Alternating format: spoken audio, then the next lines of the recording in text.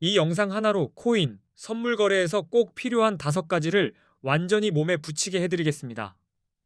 처음 오신 분도 겁먹지 않게 제가 옆에서 손잡고 걷듯이 천천히 안내드릴게요. 오늘 정리할 5가지는 딱 이것입니다. 초보 따라하기 매매 300만 원으로 1억 8천만 원을 만든 중학생 단타 구조, 수수료 최대 할인, AI로 하루 50만 원 루틴, 그리고 입금 없이 100달러로 시작하기입니다. 먼저 초보 따라하기부터 갑니다.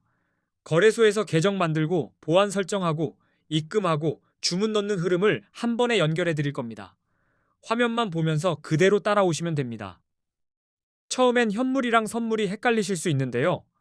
현물은 코인을 그냥 사서 들고 있는 느낌이고, 선물은 롱이나 숏으로 방향에 베팅하는 방식입니다. 주문도 시장가, 지정가만 구분해도 길이 열립니다. 두 번째, 네이버 코인 커뮤니티에서 떠들썩했던 그 사례입니다. 300만 원으로 1억 8천만 원이라는 숫자에만 눈이 가지만 핵심은 돈이 아니라 단타의 구조와 반복 동작입니다. 그 방식은 화려한 비법이라기보다 짧은 파동을 빠르게 잡고 빠르게 나오는 습관에 가깝습니다. 목표를 크게 부풀리기보다 작은 움직임을 여러 번 쌓는다는 관점으로 이해하시면 훨씬 현실적으로 보입니다. 세 번째는 수수료입니다. 단타는 횟수가 많아질수록 수수료가 그림자처럼 따라붙습니다. 이 그림자를 최대한 얇게 만드는 게 같은 실력이라도 결과를 갈라놓습니다. 수수료를 줄이는 방법은 생각보다 단순합니다.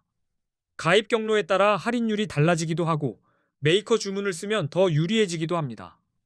거래소 자체 할인, 레퍼럴, 수수료 환급까지 챙기면 지갑이 덜 새어 나갑니다. 수수료는 눈에 안 보이는 모래주머니입니다. 한두 번은 견딜만 해도 10번, 20번이 되면 발목을 잡습니다.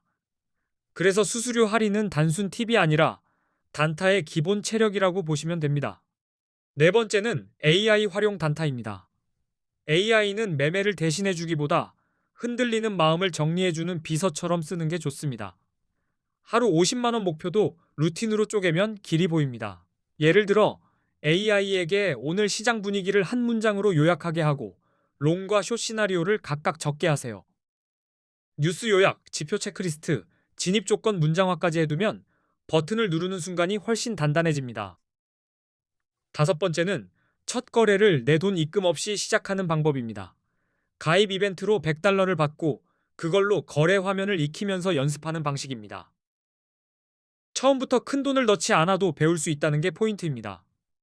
고정 댓글에는 수수료 최대 할인 꿀팁과 100달러를 받고 가입하는 방법, 링크를 깔끔하게 모아두었습니다. 영상 보시다가 막히는 구간이 나오면 고정 댓글을 함께 열어두고 따라오시면 속도가 확 빨라집니다. 처음 이벤트로 받은 100달러로 바로 10억을 만드는 건 현실적으로 어렵습니다. 하지만 내 돈을 먼저 넣지 않고도 매매 연습을 하고 시장의 호흡을 익힐 수 있습니다. 게다가 레버리지가 잘 맞으면 몇백만 원도 충분히 노려볼 수 있습니다. 그래서 저는 이 100달러를 학비처럼 쓰시길 권합니다. 안전하게 익숙해지는 시간이 쌓이면 어느 순간 차트가 말처럼 들리기 시작합니다. 꼭 한 번은 직접 시도해 보시기 바랍니다. 100달러로 시작할 땐 아주 작은 포지션으로 롱과 숏을 번갈아 눌러보세요. 손끝으로 익힌 감각은 금방 사라지지 않습니다. 이렇게 연습하면 내 돈을 크게 쓰지 않고도 매매의 뼈대가 잡힙니다. 이제 왜 코인을 공부해야 하는지 숫자로 딱 보여드리겠습니다. 같은 1,000만 원이라도 어디에 두느냐에 따라 10년 뒤 모습이 완전히 달라집니다. 가정 하나만 해볼게요. 2016년에 금, 주식, 코인, 부동산에 1,000만 원을 투자했다면 2026년인 지금 각각 어느 정도가 됐을까요? 이 비교만 봐도 방향 감각이 생깁니다. 먼저 코스피입니다. 10년 전 대비 약 2.66배 상승했다고 보시면 됩니다. 그래서 2016년에 지수 추종형 주식에 1,000만 원을 넣었다면 2026년에는 약 2,660만 원 정도가 됩니다. 금도 보겠습니다. 2016년에 1,000만 원으로 금을 샀다면 약 233.5g을 보유했을 겁니다. 그걸 2026년 기준으로 계산하면 대략 5,160만 원 수준으로 커졌다고 볼 수 있습니다. 부동산은 서울 기준으로 예를 들겠습니다. 2016년에 1,000만 원어치 아파트 가치에 해당하는 몫을 들고 있었다면 2026년에는 약 2,400만 원 정도로 평가할 수 있습니다. 그리고 비트코인입니다. 2016년에 1,000만 원어치 비트코인을 샀다면 2026년에는 26억 원 이상이 되는 구간을 경험하게 됩니다. 숫자가 너무 커서 오히려 현실감이 사라질 정도죠. 이 내용만 봐도 우리는 코인을 공부해야 한다는 사실을 자연스럽게 인지하게 됩니다. 더 중요한 건 코인은 오를 때만 수익을 내는 구조가 아니라는 점입니다. 오를 때는 롱에 베팅해 수익을 낼 수 있고 내릴 때는 숏에 베팅해 수익을 낼 수도 있습니다. 한쪽 방향만 기다리는 게 아니라 파도 방향에 맞춰 보트를 돌릴 수 있는 시장입니다. 게다가 수익이 나도 세금을 내지 않아도 되니 투자처로는 굉장히 매력적인 수단이 될 수 있습니다. 이런 이유로 많은 분들이 코인 시장을 메인 무대로 보기 시작했습니다. 여기서 레버리지가 등장합니다. 국내 거래소에는 없는 경우가 많지만 해외 거래소에는 레버리지 기능이 있습니다. 레버리지는 보유한 돈보다 더 큰 금액으로 포지션을 잡게 해주는 도구입니다. 예를 들어 50만 원이 있어도 레버리지를 100배로 쓰면 5천만 원 규모로 포지션을 잡을 수 있습니다. 10배만 써도 체감이 확 달라집니다. 큰 자금엔 덜 필요하지만 소액에는 레버리지가 성장 엔진이 됩니다. 사실 코인 거래의 첫걸음이자 가장 중요한 것은 좋은 코인 거래소를 고르는 것입니다. 요즘 한국 투자자들이 국내 거래소를 떠나 해외로 몰리는 이유도 이 지점에서 시작합니다. 한국인들이 해외 거래소로 몰리는 첫 번째 이유는 레버리지입니다. 국내는 레버리지가 막혀 있는 경우가 많고 해외는 100배까지 가능한 곳이 흔합니다. 50만 원으로도 5천만 원 규모까지 설계가 되니 선택이 갈립니다. 두 번째 이유는 수수료입니다. 국내보다 해외 거래소의 거래 수수료가 훨씬 저렴한 편이라 잦은 매매에서 차이가 누적됩니다. 결국 단타는 수수료와의 달리기이기도 합니다. 세 번째 이유는 세금입니다. 해외 거래소에서는 세금이 없는데 국내 거래소에서는 거래 수익에 대한 세금을 내야 합니다. 같은 수익이라도 손에 남는 금액이 달라질 수밖에 없습니다. 한국인들이 가장 많이 이용하는 해외 거래소, 그리고 가입 시 $100 지급 이벤트를 하는 곳 정보는 고정 댓글에 적어두었습니다. 거래소 선택과 가입 동선은 고정 댓글을 보면 한 번에 정리됩니다. 이제 대형 거래소들의 수수료를 숫자로 비교해 보겠습니다. 대형 거래소는 거래 수수료가 0.055%라고 가정해 볼게요. 겉으로는 작아 보여도 단타에서는 폭탄처럼 커집니다. 예를 들어 1,000만 원으로 단타를 치고 레버리지를 20배로 건다고 해봅시다. 들어갈 때와 나올 때 비용이 겹치면 1회 거래 수수료가 22만 원까지도 나올 수 있습니다. 수익이 아니라 수수료가 먼저 달려오는 느낌이죠. 하루에 10번만 거래해도 220만 원이 수수료로 나갑니다.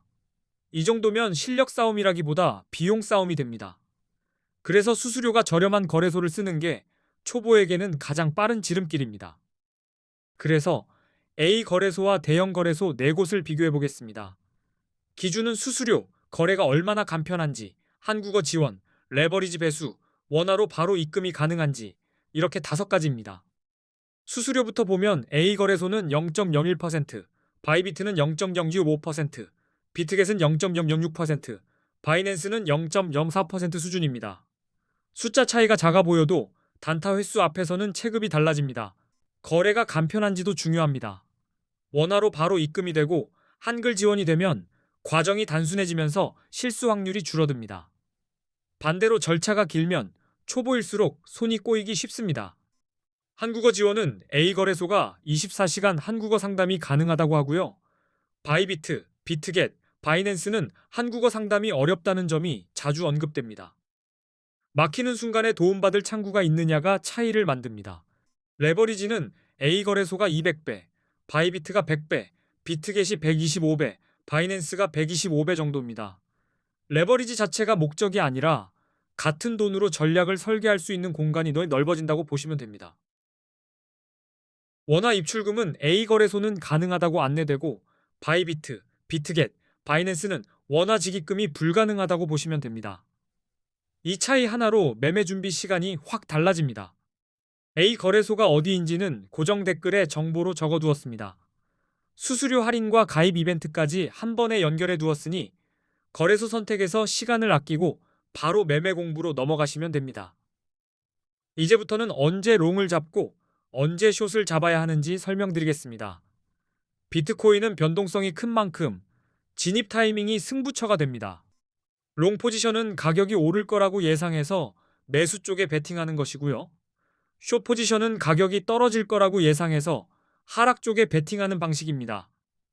개념만 잡혀도 차트가 훨씬 또렷해집니다. 롱을 생각할 때 가장 먼저 보는 건 상승 추세입니다. 여러 번 고점을 높여가며 올라가고 눌림 뒤에 다시 치고 올라오는 흐름이면 롱이 유리해질 수 있습니다. 시장의 힘이 위쪽으로 모이는 장면입니다. 기술적 분석에서는 50일 이동평균선이 150일 이동평균선을 돌파할 때 골든 크로스라고 부릅니다. 강한 상승 신호로 해석되는 경우가 많아서 롱 진입 근거로 자주 활용됩니다. 거래량도 같이 확인하셔야 합니다. 가격이 오를 때 거래량까지 늘면 시장이 그 상승을 인정한다는 신호가 됩니다. 이런 때는 상승이 더 강해질 가능성이 커져서 롱 쪽이 편해질 수 있습니다. 뉴스는 차트의 연료입니다. 규제 완화, 대형 기관 투자자 진입, 비트코인 ETF 승인 같은 호재가 나오면 가격을 밀어 올리는 힘이 생길 수 있습니다. 이런 흐름에서 롱이 유리해질 수 있습니다. 숏은 반대로 하락을 예상할 때 진입합니다. 가격이 지속적으로 낮아지고 저점이 계속 낮아지는 패턴이면 숏이 유리해질 수 있습니다. 흐름이 아래쪽으로 기울어진 상태입니다. 50일 이동평균선이 150일 이동평균선 아래로 내려갈 때는 데드크로스라고 합니다. 하락 신호로 해석되는 경우가 많아서 숏 진입 근거로 자주 언급됩니다. 거래량이 줄어드는 것도 힌트가 됩니다. 가격이 오르는데 거래량이 감소하면 상승세가 약해지고 있다는 신호일 수 있습니다. 이런 때는 가격이 꺾일 가능성이 커지면서 숏이 유리해질 수 있습니다. 부정적인 뉴스는 하락을 부추길 수 있습니다. 규제 강화, 해킹 사고, 주요 국가들의 암호화폐 규제 정책 강화 같은 소식은 가격 하락의 원인이 되기도 합니다. 이런 경우 숏 포지션이 더 유리할 때가 있습니다. 비트코인 시장에서는 보조 지표도 굉장히 중요합니다. 대표적으로 RSI, 맥디, 볼린저 밴드를 사용하면 과열과 냉각, 그리고 변동성과 추세를 더 선명하게 읽을 수 있습니다. RSI는 과매수와 과매도 판단했습니다. RSI 70 이상이면 과매수로 보고 숏을 고려할 수 있고 30 이하이면 과매도로 보고 롱이 유리할 수 있습니다. 숫자 하나가 감정을 눌러주는 버튼이 됩니다. 맥디나 볼린저 밴드는 흐름의 속도와 변동성의 폭을 보여줍니다. 그래서 시장이 갑자기 넓게 흔드는지 조용히 방향을 트는지 판단하는 데 도움됩니다. 여러 신호를 겹쳐보면 선택이 더 단단해집니다. 결국 롱은 상승 추세와 긍정 신호를 확인하고 숏은 하락 추세와 부정 신호를 근거로 결정하셔야 합니다. 한 가지 신호만 믿기보다 추세와 거래량, 뉴스와 지표가 같은 방향을 가리킬 때 승률이 올라갑니다. RSI든 골든 크로스든 하나만 붙잡고 들어가면 마음이 흔들리기 쉽습니다. 추세, 거래량, 뉴스, 지표가 같은 방향으로 모일 때 확률이 두꺼워집니다. 저는 그 순간에만 손을 얻는다고 생각합니다. 오늘 내용이 코인 단타 하시는데 실질적으로 도움이 되셨길 바랍니다. 고정 댓글에는 수수료 최대 할인 꿀팁과 $100 가입 이벤트 정보가 정리되어 있으니 꼭 확인해 주세요. 앞으로도 누구나 따라할 수 있는 코인, 선물 거래 방법을 계속 정리해서 올리겠습니다. 끝까지 시청해 주셔서